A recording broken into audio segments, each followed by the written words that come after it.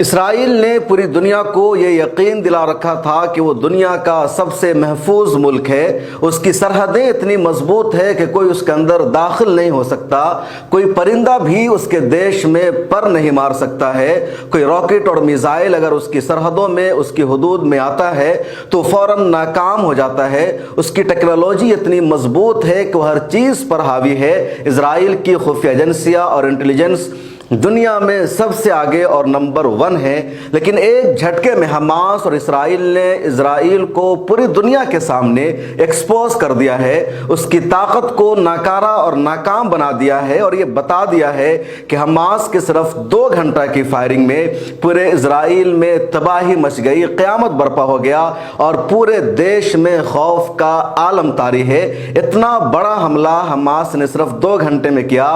کہ 300 اسرائیلی مارے گئے ہیں، اور یہ خود اسرائیل کے میڈیا ہاؤس کی رپورٹ ہے، الجزیرہ نے بھی شائع کیا ہے کہ حماس اور فلسطین کی طرف سے کیے گئے حملہ میں اب تک 300 اسرائیلیوں کی موت ہو چکی ہے، جس میں 30 سے زیادہ اسرائیل کے فوجی بھی شامل ہیں اور 2000 سے زیادہ زخمی ہیں۔ اسرائیل کا بہت بڑا اخبار ہے اسرائیل ٹائمز، اس نے اپنی رپورٹ میں لکھا ہے کہ راکٹ داغنے کے علاوہ فلسطینی کارکنان مجاہدین اسرائیل کی سرحدوں میں داخل ہو گئے تھے، اور غزہ سے جو سرحدیں ملتی ہے جنوبی اسرائیل کی، وہاں پر یہ لوگ اسرائیل کے 24 کلومیٹر کے اندر آ گئے اور انہوں نے مختلف علاقوں کو خالی کرا لیا، کنٹرول حاصل کر لیا۔ 22 لوکیشن پر ان لوگوں نے حملہ کیا۔ اسرائیل ٹائمز نے اپنی رپورٹ میں یہ بھی لکھا ہے کہ 1948 سے جو سرحدیں چلی آ رہی تھی، 1948 میں جن علاقوں کا اسرائیل نے کنٹرول حاصل کر لیا تھا، ان تمام علاقوں کو فلسطینیوں نے خالی کرا لیا ہے، اور اسرائیل کے 75 سالہ تاریخ میں اب تک کا یہ سب سے بڑا حملہ ہے، یا کہہ لیجئے کہ اسرائیل کی تاریخ کا سب سے بڑا سیاہ دن ہے۔ یہ خود اسرائیلی کارکنان، میڈیا ہاؤس اور جرنلسٹ کہہ رہے ہیں کہ اتنا بڑا حملہ اسرائیل پر اس سے پہلے کبھی نہیں ہوا، اور اسی کے رد عمل میں نتنیاہو نے بکھلا کر فوراً حماس پر بھی فلسطینیوں پر غزہ پٹی پر حملہ شروع کر دیا، اور یہ جو رات گزری ہے وہ رات فلسطینیوں کے لیے، خاص طور پر غزہ پٹی والوں کے لیے بہت ہی خوفناک تھی، ہولناک تھی۔ لگاتار اسرائیل نے جنگی طیاروں سے حملہ کیا غزہ پٹی پر، اور کئی لمبی لمبی عمارتوں کو زمین دوز کر دیا ہے، جس میں الکلوک ٹاور کو بھی اسرائیلی جنگی طیاروں نے تباہ کر دیا ہے بم برسا کر، جس کے 11 فلور تھے اور بہت لمبی بلڈنگ وہاں کی تھی۔ اسی طرح ایک اور الوطن ٹاور تھا، اس کو بھی تباہ و برباد کر دیا اسرائیل نے، کئی سارے گھروں کو تباہ کر دیا ہے، اور اب تک کی رپورٹ کے مطابق 250 سے زیادہ فلسطینیوں کو بھی شہادت ہو چکی ہے، جس میں 30 سے زیادہ بچے بھی شامل ہیں۔ دوسری طرف حماس اور فلسطینیوں کے حملہ میں 300 اسرائیلیوں کی جو موت ہوئی ہے، اس میں ایک بھی بچہ کے مرنے کی کوئی خبر اب تک سامنے نہیں آئی ہے، نہ کسی ایک مہیلا کے مرنے کی خبر سامنے آئی ہے۔ سوشل میڈیا پر کچھ ایسی ویڈیوز بھی وائرل ہو رہی ہے جس میں یہ دیکھا جا رہا ہے کہ فلسطینی مجاہدین یا حماس کے ورکر اسرائیلی مہیلاؤں کو پناہ دے رہے ہیں، ان کی حفاظت کر رہے ہیں، ان کے بچے کہیں پر آ جاتے ہیں تو ان کو وہ بچاتے ہیں اور ان کو نہیں مارتے ہیں، بلکہ اپنے لوگوں سے بھی ان کو بچانے کی کوشش کر رہے ہیں۔ تو یہ بڑی لڑائی ہے اسرائیل اور فلسطین کے درمیان، اور یہ سلسلہ ابھی آگے بھی چلے گا، کیونکہ بنجامن نتنیاہو نے رات ہی بڑی خوفناک دھمکی دی تھی فلسطینیوں کو، اور کہا تھا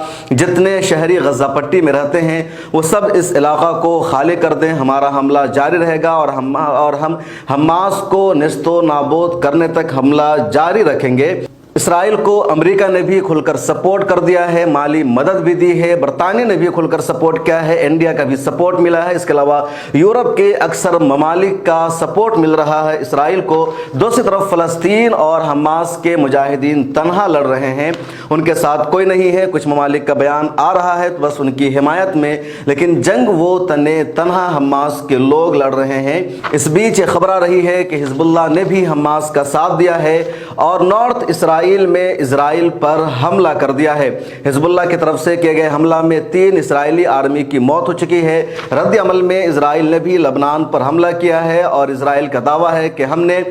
حزب اللہ کے کمانڈر کو نشانہ بنایا ہے، لیکن حزب اللہ نے جب حملہ کیا ہے تو یہ اسرائیل کے لیے اور برا وقت شروع ہو گیا ہے۔ الجزیرہ نے اسرائیل کے ایک جرنلسٹ کا بیان شائع کیا ہے، جس میں اسرائیلی جرنلسٹ کا کہنا ہے کہ اگر حزب اللہ نے بھی حملہ جاری رکھا نارتھ اسرائیل پر تو یہ اسرائیل کی تاریخ کا سب سے خوفناک مرحلہ ہوگا، کیونکہ اسرائیل کو بیک وقت دو فرنٹ پر لڑنا ہوگا، ایک طرف حزب اللہ اور دوسری طرف حماس، اور یہ اسرائیل کے لیے بہت مشکل مرحلہ ہوگا۔ تو یہ وہاں کے خود تجزیہ کاروں کا کہنا ہے۔ لگاتار وہاں خوف کا ماحول جاری ہے، پورے ملک میں 48 گھنٹے کے لیے ایمرجنسی لگا دی گئی ہے۔ ریزرو فوج کو نتنیاہو نے بلا لیا ہے، تمام شہریوں کو کہا گیا ہے کہ وہ حالت جنگ میں ہیں اور کسی بھی حالت کے لیے تیار رہیں، آفیسز بند کر دی گئی ہے۔ ایک رپورٹ بھی سامنے آ رہی ہے کہ ان کی پارلیمنٹ میں ایک میٹنگ چل رہی تھی اس پورے واقعہ کو لے کر، تبھی اچانک ایک راکٹ آتا ہے اور جتنے ممبران پارلیمنٹ ہوتے ہیں وہ سب شیلٹر ہاؤس کی طرف جانے لگتے ہیں۔